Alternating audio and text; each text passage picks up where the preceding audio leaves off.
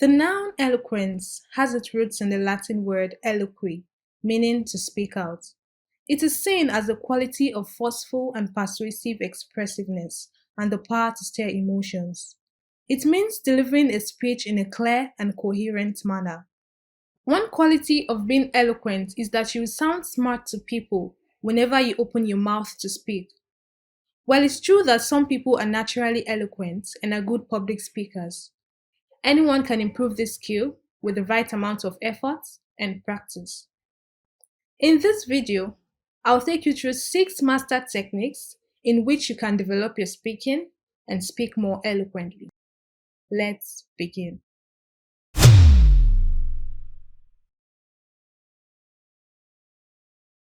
I'm pretty sure you've heard the saying less is more countless times. While working on your eloquence as a public speaker, you need to apply this principle. While speaking, it's easy to be tempted to use big vocabularies or new words which you've just learned. This can end up confusing your audience and stopping them from understanding the whole point of your message.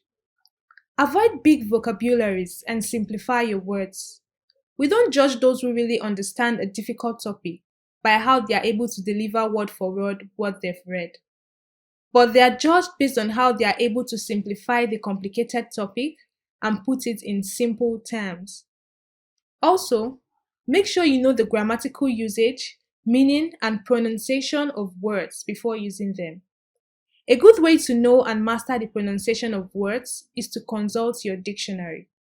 When you're unsure about the pronunciation of a particular word, check up the transcription of that word in order to get its correct pronunciation before using it.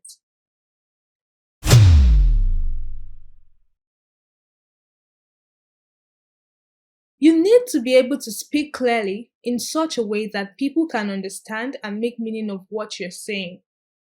Your listener starts to understand your message from understanding the sounds you are making. Try to pace your speech.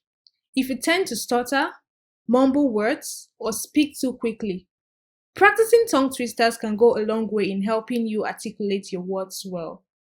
It will also help you not to stutter or mumble words in case of speech anxiety and nervousness.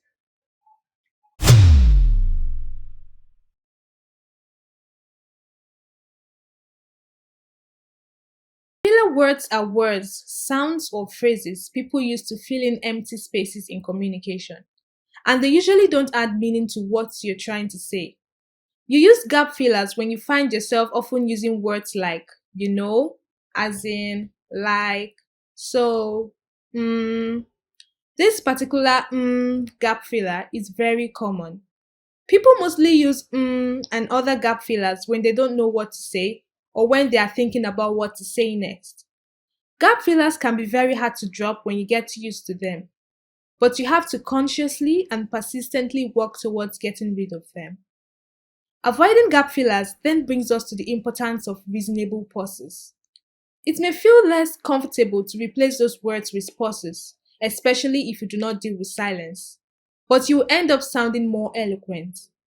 Silence is like a white space. It does not exist to be invaded. It exists to be respected, to be filled by your audience or listeners' thoughts, not by yours. If you master this one rule, this simple skill, you will become a better public speaker.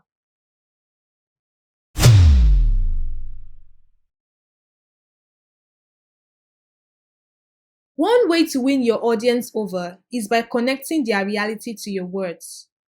Another technique to being eloquent is being able to connect with your audience and stir emotions. And the easiest way to do this is to give them something they can relate to, something that resonates with them, something that brings out their truest emotions.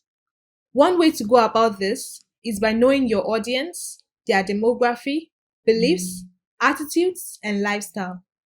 Using figures of speech and making good references to what your audience can relate to will give so much life to your speech. Have in mind that you can get your references from everywhere.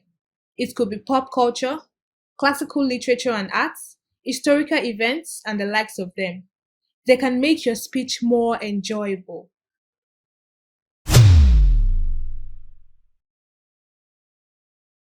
Being eloquent doesn't just have to do with your use of language, but it also has to do with your non-verbal cues.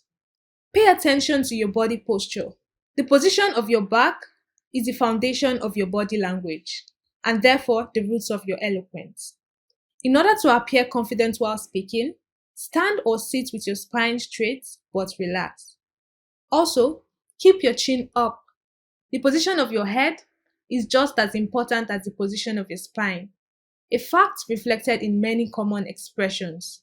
To hold your head high, for example, is to show pride and determination. To be downcast means you're already beaten down. Now, to the most important aspect of being eloquent. Sticking to the 5 techniques mentioned earlier is not just enough.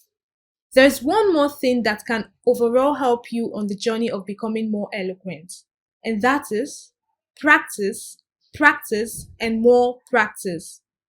As mentioned earlier, practice with tongue twisters, read speeches aloud, practice in front of a mirror, and also consider videotaping yourself. This will allow you to see clearly on camera what you don't even notice yourself doing when you speak. That will be all for today. If you think you've learned 1 or 2 things that can help you become more eloquent, give this video a thumbs up, share it with your friends, and subscribe to the channel if you haven't. See you in the next video. And until then, keep practicing and keep developing your speaking.